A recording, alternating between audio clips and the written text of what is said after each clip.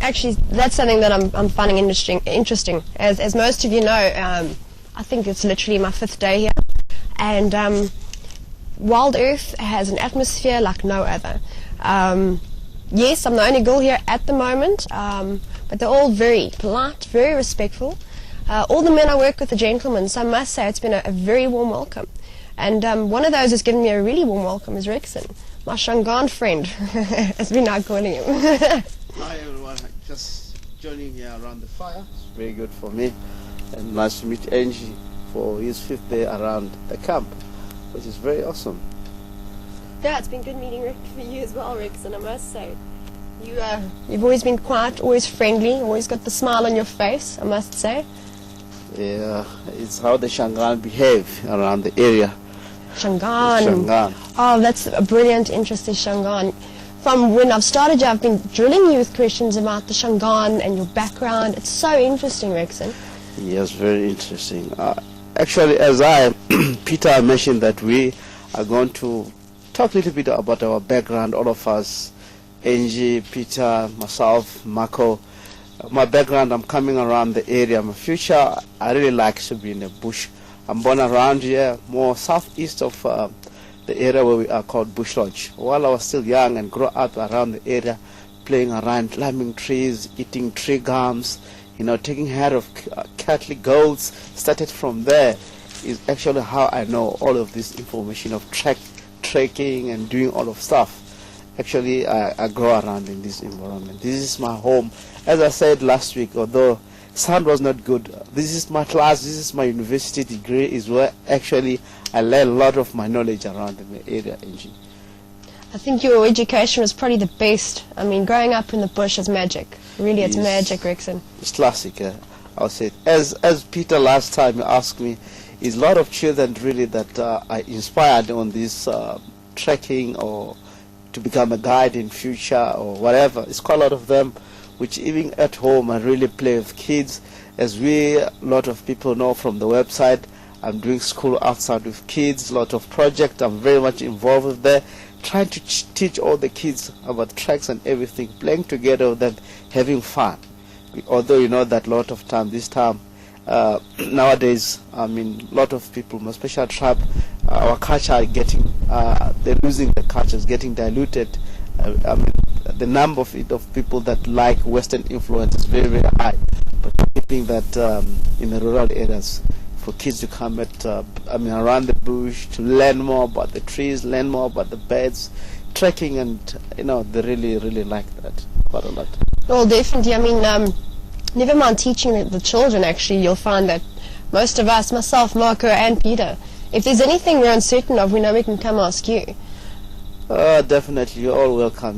My trekking skills is very hard because it's passed on from generation to generation. As I mentioned, this is my university. My grandfather taught me, my father taught me, my brother also took me to the bush while I was still young. Learning more about trekking, finding games is what I've done while I was still young. So that is my background around the area.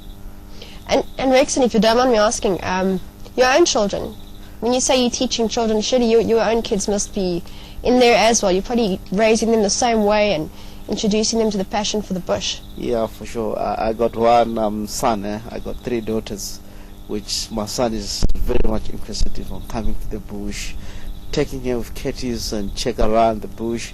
He likes to know about plants, trees, trekking. He is very good on that. Oh, trekking. I hope in future he will become guide or something else. I think he's going to have big shoes to fill, Rexon, if he does decide to guide. Yeah, for sure he will. Rexon, something I've been wanting to ask you. Out of all the things in the bush, the tracking, the trees, birds, animal behavior, what is the one thing that you actually find the most interesting? What's the one aspect you enjoy the most? I'm sure our audience know that just seeing whatever on a daily basis when I go out and drive, really they can witness that leopard is the most interesting species to me. I like tracking leopard the most. To find leopard, I feel like, if I really find the leopard, you can see screaming, you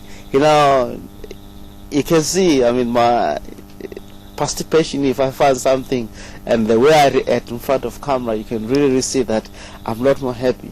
Sometimes you know, driving around there without seeing anyone is not bored for me. I'm very happy to be around in this environment, seeing birds, trees, but I appreciate more if I can see a leopard and the birds and the tree and a little shrub around there. I feel like more happy.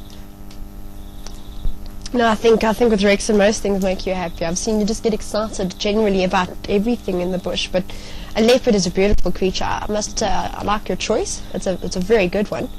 So it seems that's something that I'm going to actually bother to ask Marco a bit later, because I know Peter loves his elephants.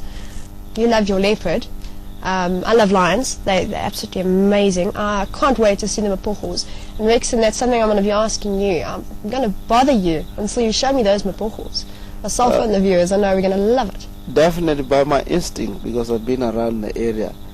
Tomorrow it's our time as we WildEarth team to see a mapocho. I definitely guarantee that. I have strong feeling of that. Tomorrow we're going to see a mapocho around the area. I believe somewhere Cheetah Katla and Befesuk Dam there will be a mapocho lying down there. It's going to be good. But you must know the history of the mapochos as well. I mean, I know most of the viewers love the story of the mapochos.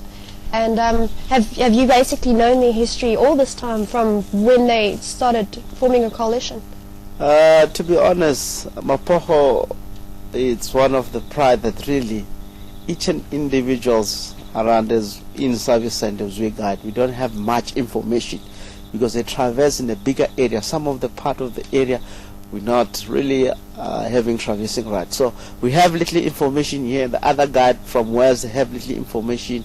Down south, they have little information. No one have that collection of a mapocho. But far as no mapocho coming from south, originate they're coming from area called Sparta Farm and headed up to Ulusaba, and somewhere there they grow up on that area. And when they get age of 2.5 years is how they cross over into the area.